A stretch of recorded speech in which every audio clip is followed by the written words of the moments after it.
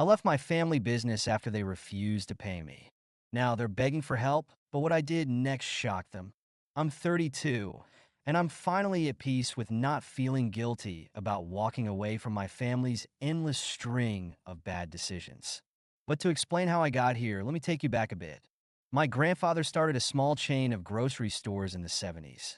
It was his pride and joy, and for a while, the business did well. When he passed, my dad and uncle took over, and things slowly started going downhill. They'd argue about money, wasted on unnecessary renovations, and hire random people they liked without checking if they were actually qualified. But none of that mattered because, to them, the business was the family legacy, and I was supposed to be proud of being part of it. From the time I was 13, I was roped into working there. Summers, weekends, even during holidays. We all pitch in, they'd say, as if my cousin wasn't off screwing around with his friends while I was stocking shelves for hours. I wasn't paid either because family doesn't charge family. That was their favorite line anytime I brought it up. If I ever pushed back, my mom would hit me with, "Do you think we didn't make sacrifices for you?" So I stopped arguing and just did the work. Fast forward to my 20s, I graduated college and landed a decent job in logistics. It paid well, gave me a sense of independence, and for the first time, I felt like I was out of their shadow. But my dad wasn't having it. At every family gathering, he'd find a way to corner me. "You're wasting your potential," he'd say, like I was letting the family down by not working for them. "We need someone with your skill set. You could really make a difference." At first, I brushed it off, but the pressure kept building. Every time I visited, it was the same story. "Why don't you care about your family?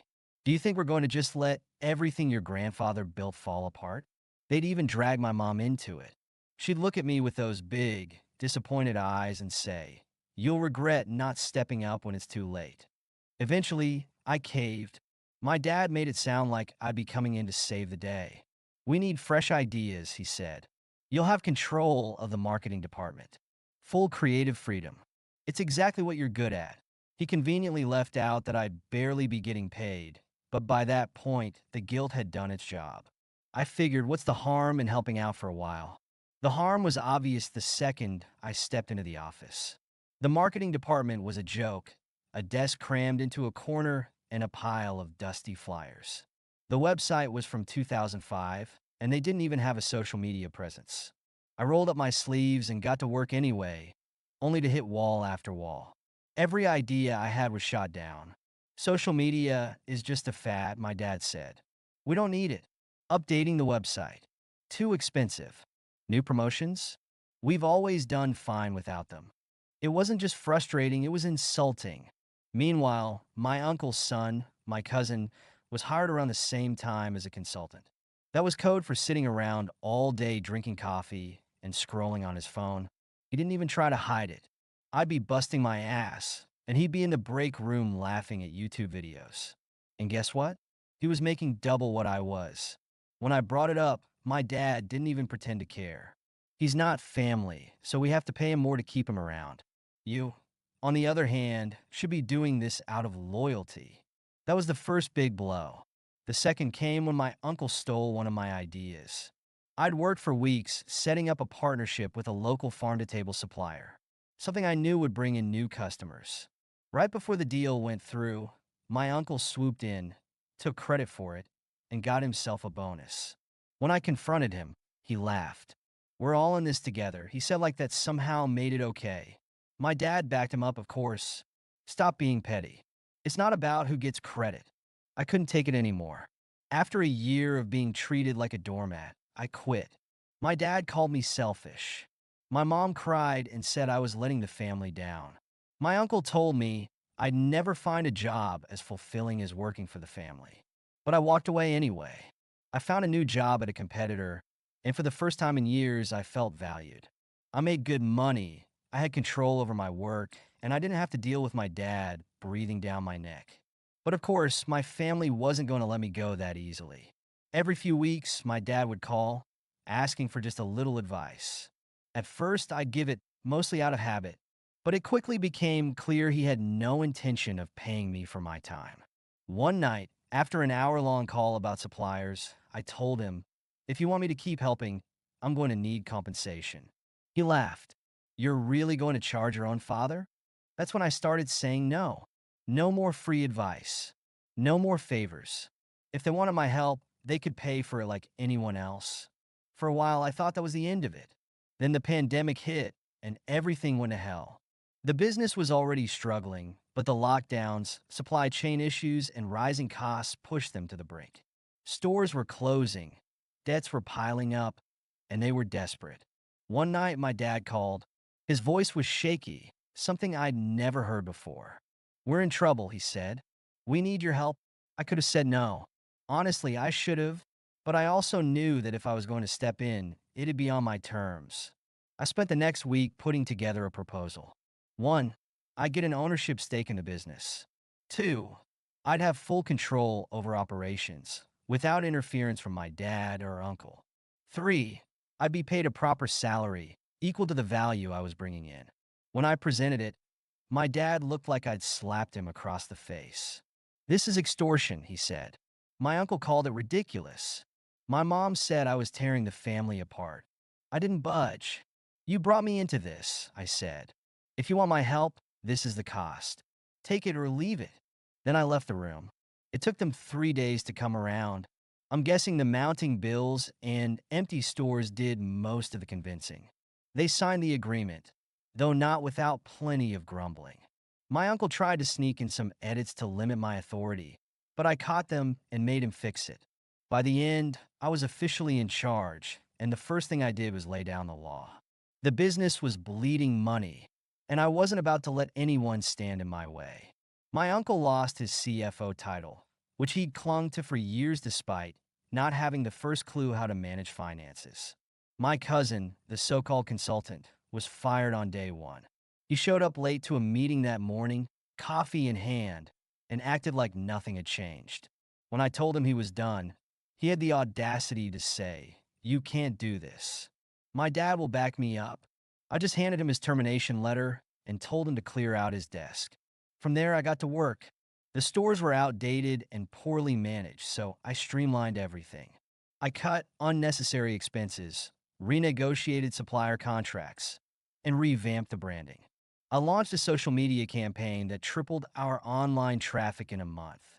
My dad hated every second of it. "We've been doing this for decades," he'd say. "Why fix what isn't broken?"